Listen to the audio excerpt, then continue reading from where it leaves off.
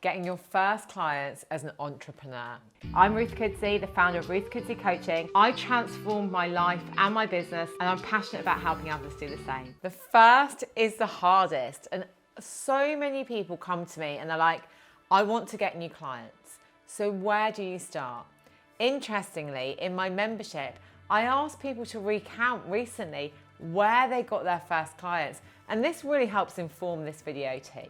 So many people get their first client from people that they already know. So it might be that you've been working in corporate for a while, maybe anything from education, the NHS, the health service if you're in the US, or in an office environment, or you might be working for a FTSE 100 or Fortune 500 company. But when you're looking at starting your business, those people that you already work with, have worked with in the past, already know, they may well be the key to your clients. We've heard your network is your net worth, haven't we? But actually, your network, those people that know you, are the best place to start.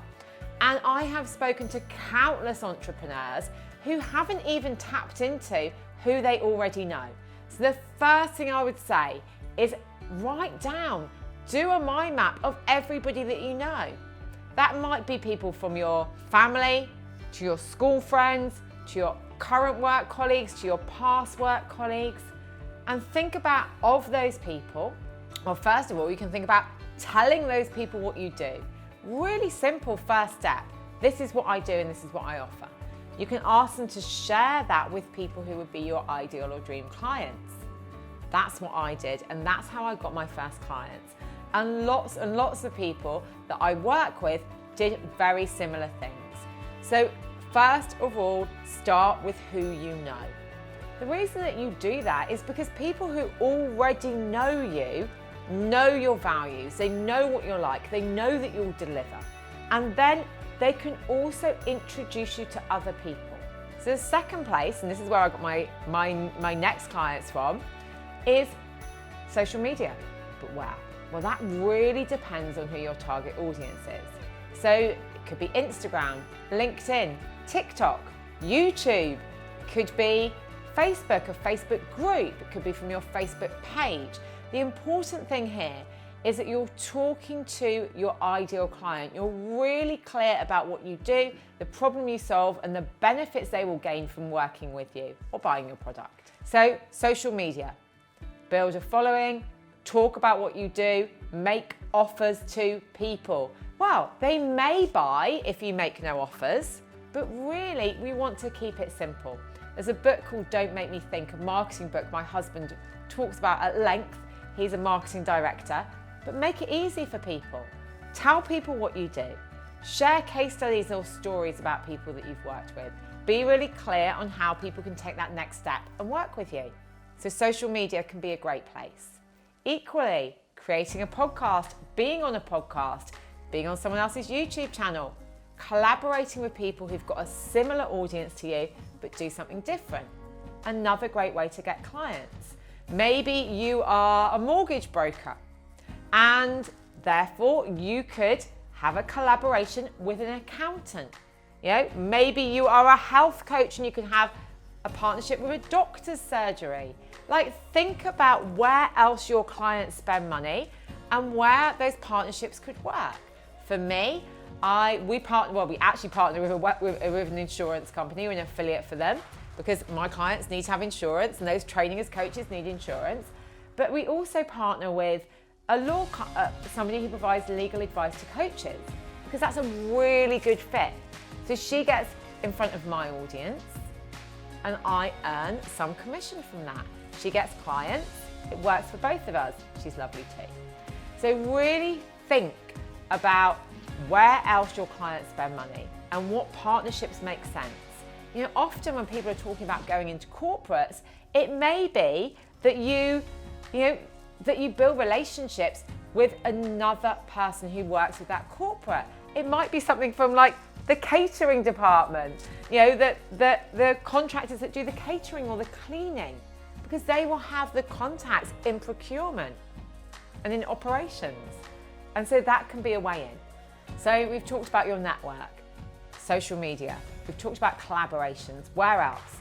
Well, equally, you can go to networking events. So you might say there's no one in my network.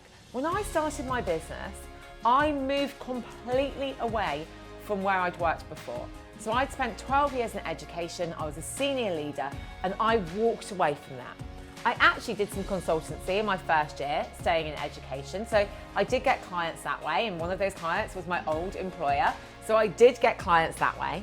But equally, I didn't have that network, so I built it. Now you can build that through networking events, through speaking, through social media. So really thinking about who your audience are. There's no point going to networking events where your ideal client don't spend time. And I know that lots of people talk about, oh, well, it might be introductions you can get. It might be, but I think the shortcut is to actually find places where they go and you go there. You build relationships with people. So your network, building your network, going to events, online or offline, speaking to people. I have got clients, I've got a client who got her first client from somebody she met on a walk. And this is what I mean when I talk about visibility. Visibility does not only mean doing videos like this. Visibility means talking about what you do to everybody. Because actually, it could be that your neighbor knows somebody, or it could be that your friend that you go to the gym with knows somebody. I have had clients who I have gone to school with, to university with. I've had clients who were my coaching clients and are now training as a coach. In fact, I think I've got about 8 or 9 people who I've coached who are now training as coaches with me. Equally, there are people in my audience who are friends of friends, acquaintances, used to know me. Somebody who I work with, I went and did a talk at her university 4 years ago. This is the thing. The more visible, and when I say visible, that means the more that people know you and what you do, the more likely you are to get clients, as long as it's the right people. As long as those are people that either are your ideal clients or have connections with them. The people that I initially emailed and told about what I was doing, they were my friends. They weren't going to become clients, but they knew people who could become clients. And when you get your first clients, I say this time and time again, if you deliver a great service to your existing clients, then you're going to get referrals and you're going to build word of mouth reputation. And there is nothing that is more impactful than that. If you're brand new to your business, it may be that you do some pro bono or some free work. Pro bono is a posh way of saying free. That can be great to build your reputation because you can get case studies, you can get testimonials. So always think about that energetic exchange. If you're doing something for free, will they give you a testimonial? Will they refer you to others? At the beginning of our businesses, honestly, it's better to work for free for a limited amount of time than not work at all, because we're building up our portfolio, we're building our experience.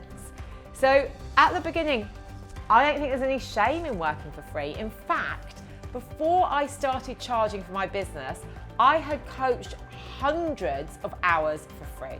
Everything from leadership to career to health to business coaching. And so when I started, not only did I have testimonials and case studies, I also had the confidence and experience to charge. If you are right at the beginning, get those case studies and testimonials. Think about what you can do. Maybe you're going to say, right, okay, maybe I'm a photographer and I'm going to offer 5 shoots. 5 shoots, and then I can use those photos and they will be part of my case study. People can showcase my work. Maybe I'm opening a new restaurant. Maybe I'll do a couple of tasting evenings. Okay, who am I going to invite for those tasting evenings? Oh, well, I'm going to invite journalists. I'm going to invite, PRs. I'm going to invite figures in the local community, because I know that then that's going to spread word of mouth, and then I'm going to get more referrals. We see this in so many industries. I'm doing an art gallery. Oh, okay, well, I'm going to open up that art gallery to people. I'm going to do a look round. I'm going to give them some drinks and some nibbles. And then, hopefully, they're going to spread the word. So of course, that has its place. But again, limit it. A photographer who gives 5 free shoots at the beginning is different than one that's given 50 and has never asked for payment.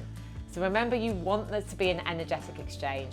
Be really clear, even with those free clients, what the contract is, what the expectation is. Write it down. You always need to have a contract in business. So make sure that you have a clear contract and so both parties know what the expectations are. The next video is over here, but remember, ring that bell, like, subscribe, and feel free to share if you love my content.